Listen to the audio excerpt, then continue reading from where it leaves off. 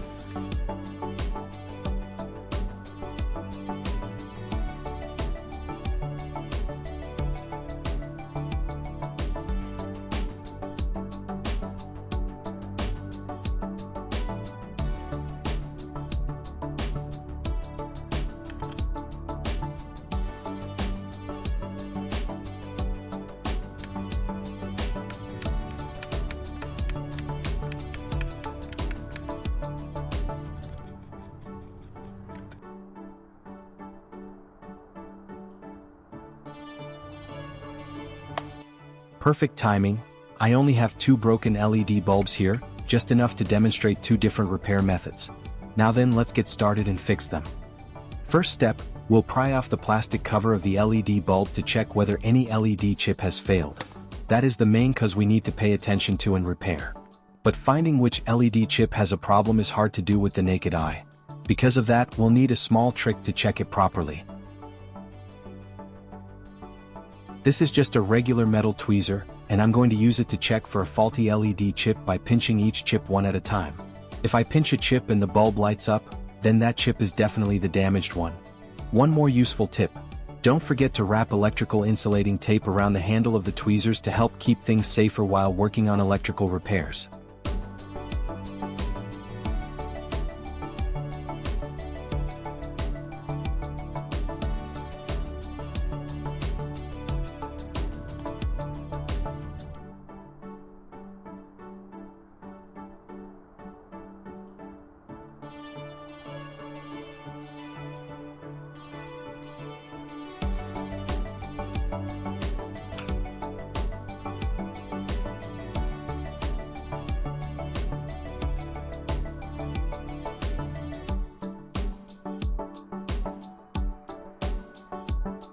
If you still haven't pictured how to do it, take a look at my demonstration first.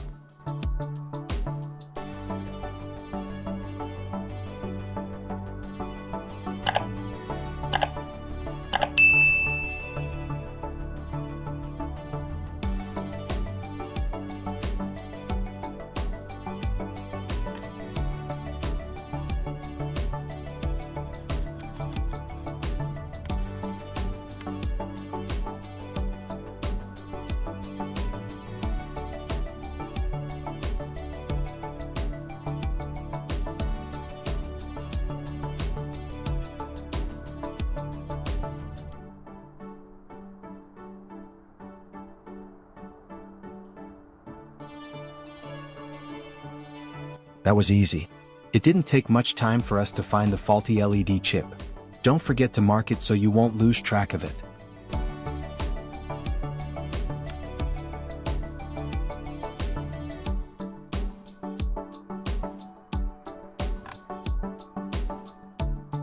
After finding the faulty LED chip, we'll now use a knife to remove its surface cover.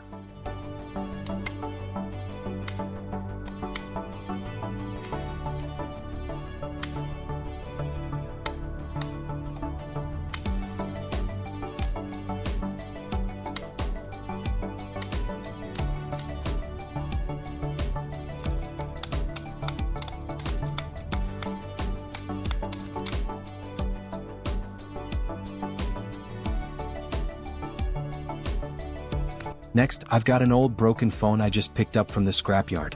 I already checked it earlier and found it can't be used anymore. Let's see if there's still an old SIM card inside.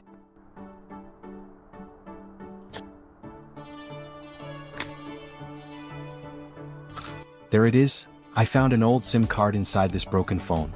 I'm going to use a simple but effective idea and put it to work for repairing the LED bulb.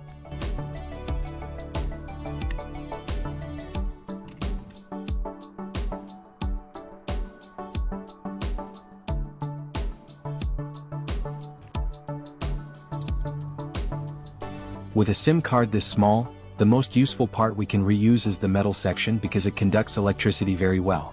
That means it can help restore the blocked current path caused by a faulty LED chip. So, I'll use a knife to separate the metal part from the plastic.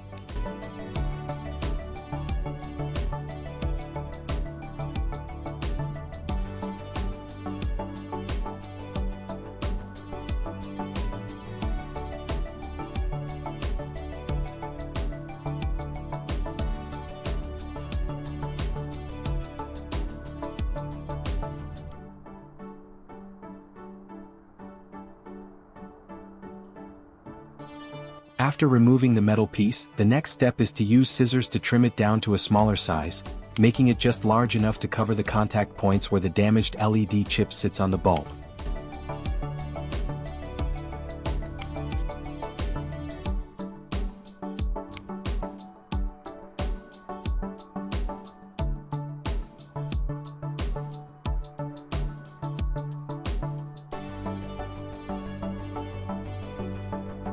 Next, I'll cut a short piece of electrical insulating tape to secure the trimmed SIM metal piece over the scraped area where the faulty LED chip was located.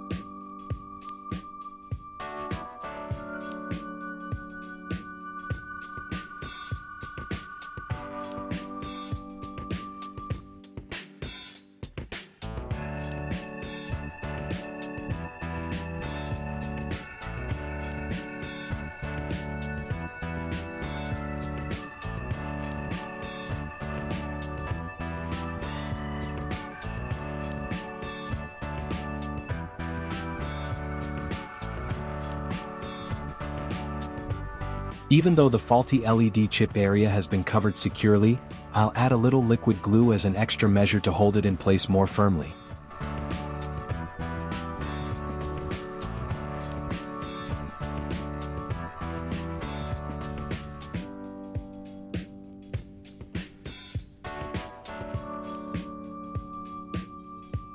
Alright, now it's time to test the real-world result of the first repair trick.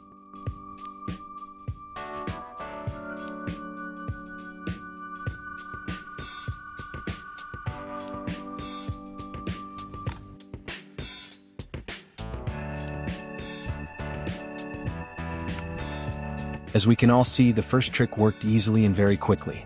What started as a small experiment with a broken LED bulb turned into a surprisingly effective fix. A tiny piece of metal taken from an old SIM card turned out to be the key to restoring the interrupted connection inside the bulb. By bridging the damaged contact point, it allowed the current to flow again and brought the light back to life.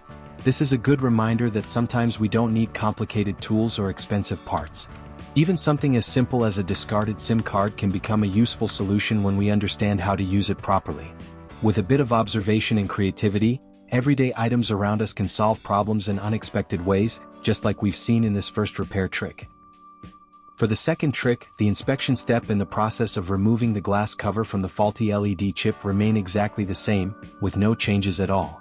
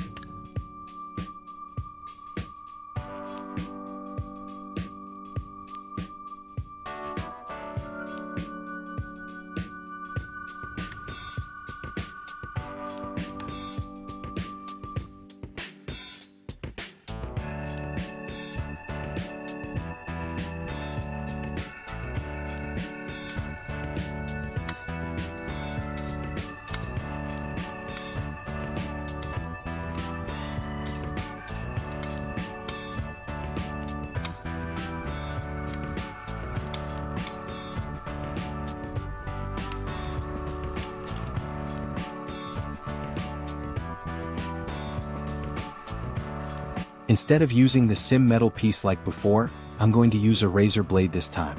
The method is still the same, but don't rush to try it right away. Watch my demonstration first so you can avoid making mistakes.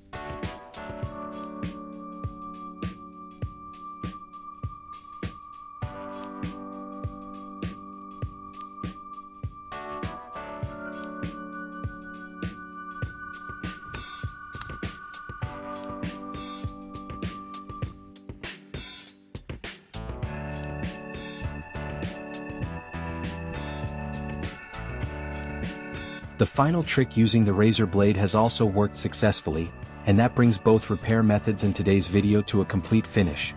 What we've shown here is that even with very simple materials like an old SIM card or a razor blade, a broken LED bulb can still be repaired if we carefully identify the fault and work step by step.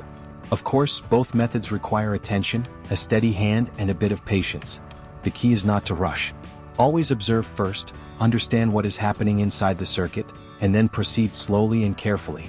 That simple approach is what separates a failed attempt from a successful repair. Sometimes, the smallest fixes can bring surprisingly good results when done correctly. And today's experiment is a reminder that everyday items around us can become useful tools when we know how to use them properly.